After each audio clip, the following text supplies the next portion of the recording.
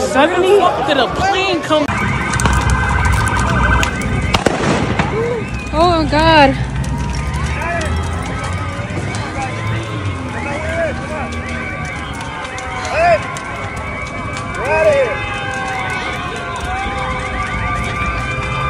Oh my God.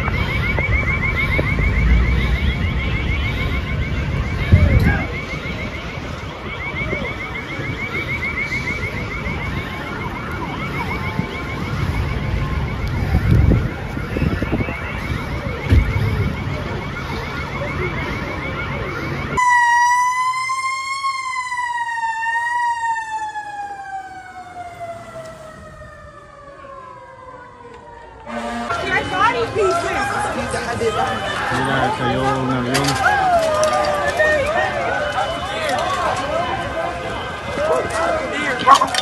They burning in that car,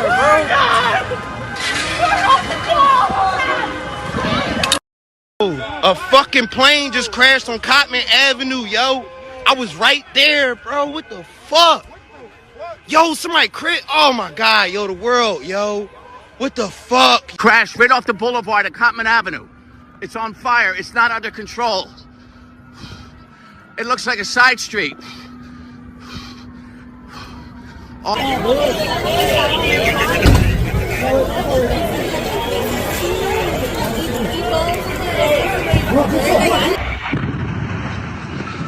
Allahu Akbar! What the hell? A fireball on the streets of Philadelphia as a small plane crashes into a busy intersection not far from an outdoor shopping centre. It was a big ball of fire, it just flew into the sky, and the whole gas station started shaking. It nipped the house. When it nipped the house, it hit a couple cars. Trump acusa a Obama y a Biden del accidente de avión en Washington por los programas de diversidad en el control aéreo. No se reportan sobrevivientes. En el avión se transportaban rusos. El Pentágono hace fuerte revelación. Live from the Rocky Mountains, this is Redacted. I'm Clayton Morris. I'm Natalie Morris. And on this show, we cover the stories the mainstream media largely ignores, although everyone is focused on what happened last night along the Potomac River with the crash of that American Airlines flight, that military Black Hawk helicopter. But a lot of questions that maybe the mainstream media is ignoring today. We're going to dive into all of that today on the show. Also, we're going to talk about the Senate confirmations of Kash Patel, RFK Jr., Tulsi Gabbard. These are the secret keepers who seem to not be worried about telling secrets to Congress. It's been crazy to watch, and we're going to see what will happen. What are we learning? What are the things that are out in the open that have been under the covers for a long time? Yeah, and some crazy hypocrisy from these guys like Dick Durbin and Adam Schiff and all of these clowns on Capitol Hill. So we're going to go through a bunch of the highlights today and get a sense of where things stand with these confirmations, as well as Whitney. On here, we now, there's speculation that there was children from a U.S. Ice skating team. I can't it's haunting. That's not an oops. That's somebody's family. So let's try and get through it, because we all feel this human connection, this idea that somebody could be harmed by that civilians are harmed by our own military. So let's talk about what's the news. Yeah, so there's some serious questions here, already raising some serious questions about air traffic control, government oversight, military training, right in the airspace of one of the busiest airports in America. The New York Times is reporting this. And right now they're saying a preliminary FFA safety report is revealing that the staffing for the air traffic control tower was, quote, not normal at the time of the plane crash. What does that mean? That's not something we want to hear. They're using this very ambiguous language increasingly, is that the pilots of the Black Hawk were fairly experienced, not normal. These are words that are cushioning we don't know what truth. So we're going to look for that. They also say that understaffing reportedly led to only one air traffic controller managing both planes and helicopters, when that is usually the job of two people. Why did that happen? So President Trump must have known this, because he already indicated that he thinks the FAA is at fault here. We're going to look at that part of the story in a minute. But late last night, just to sort of set the stage of what actually happened here, an American Airlines flight 5342 collided midair with a U.S. Army Black Hawk helicopter that was doing a training mission. This was apparently a routine training mission, according to the Department of Defense. While approaching Reagan National Airport there, you can see it in a fireball crashing into the Potomac in about 7 feet of water. Let that sink in for a second. Two aircraft, one military, one commercial, on a routine approach, somehow ending up in the same airspace. Eyewitnesses say the impact was catastrophic. But take a look at this, shared anonymously by air traffic control, showing the CA, the crash alert system. See the CA going off there? The helicopter on top of your screen, and the American Airlines flight at the bottom of your screen. And this CA, this crash alert, is going off for 10 seconds, 15 seconds, on and on. Here's the crash alert, crash alert, crash alert. It's a very long crash alert. I'm not a pilot, but we will speak to a pilot about that in a second. So eyewitnesses say it was absolutely catastrophic. At this hour, authorities haven't confirmed the total number. I believe it was 64, but I don't know if we have an official number on that. 60 passengers on board the jet, a crew of 4, plus 3 soldiers in the Black Hawk helicopter. And we're looking at what could be one of the deadliest aviation disasters in recent memory. One of the big questions, though, is about, and they haven't recovered yet the black boxes. We just got word on that.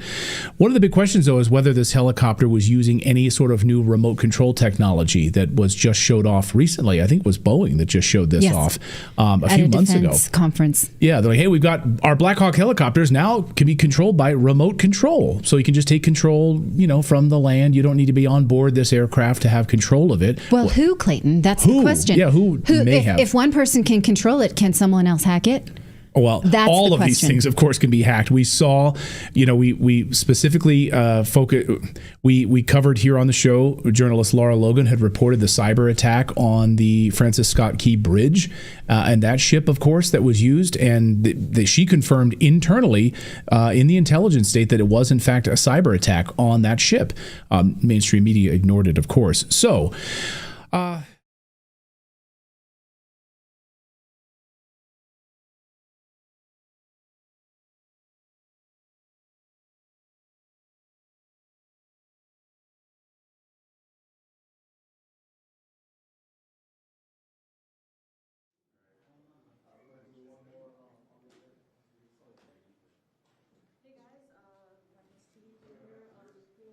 Entering the Roosevelt room now.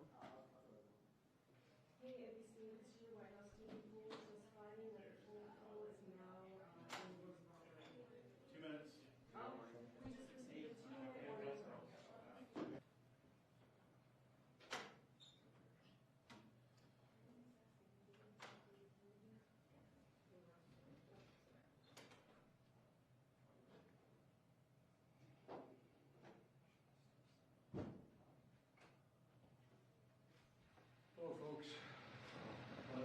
Sorry to keep you waiting. I was waiting to talk to the last member of the delegation in the region.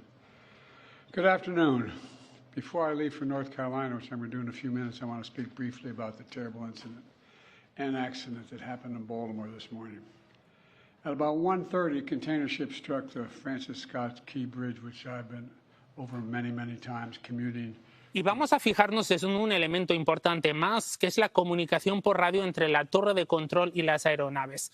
Se escucha al controlador preguntarle al piloto del helicóptero militar si tiene contacto visual con el avión. Para que entiendan, el operador usa el término PAT para referirse al helicóptero. Se usa en aeronaves militares. Y también dice CRJ, que es el modelo de avión de American Eagle. Así que con esto, escuchen. Pass 25, CRJ in flight. Pass 25, pass 100, CRJ. Did you see that? 472. American 3130, go around, turn left end, 250, climb maintain 3000. 3000, heading, go around, 3000. Blackjack 3, can you return to base? Blackjack 3, proceed directly to Glebe, I need you to land. I need you to land immediately. Can you go to Dulles for a few minutes? Austin 7, proceed due westbound, contact Dulles Tower 120.1. Marshall 13, can you go to Baltimore? No fue a Baltimore. De inmediato, para entender, piloto Luis Quiñones, bienvenido de nuevo a Noticias Telemundo ahora, que es expiloto naval, también actualmente piloto comercial. Hay varias imágenes y audios sobre la mesa. Empecemos con esas imágenes de la colisión. Cuando usted ve esa colisión, usted piloto que además ha volado ese área, ¿cómo interpreta esas imágenes? Fue un error del piloto del helicóptero. Cuando se den cuenta, todo va a caer sobre él, porque en realidad el avión que va aterrizando tiene el derecho de vía. O sea, que es el avión más lento que viene con el tren de aterrizaje, los flaps abajo, ellos están en una ruta aprobada. El helicóptero solo está viajando bajo reglas de visuales, o sea, que no van instrumentos, él tenía que estar en contacto. El problema es que el sistema militar usa unos canales, no usamos frecuencias. En el servicio civil se usan frecuencias 1.18.22, por ejemplo, mientras que ellos usan un canal que se llama canal 1, canal 2, canal 3, y eso no se puede escuchar en el aire. O sea que los pilotos de la aerolínea no supieron lo que estaban hablando entre ellos. Y obviamente nosotros no pudimos escuchar. Yo estuve tratando de buscar el audio de la respuesta del piloto del helicóptero, pero no lo pude encontrar porque es frecuencia militar. Y ahí el piloto le está preguntando que si puede ver al helicóptero, o sea que al avión, o sea que el helicóptero tenía la obligación de ver al avión, reportar que lo tenían a la vista, y entonces ya podían ellos decirle, ok, continúen su viaje y usted, el avión comercial, aterrice, pero no llegaron a ese punto. Lo que me extraña a mí es por qué es que él de repente subió de altura, porque iba bien a la altura que tenía que estar. Ataque directo en Estados Unidos. El presidente Trump confirma que el helicóptero del Pentágono embistió al avión comercial. No se reportan sobrevivientes.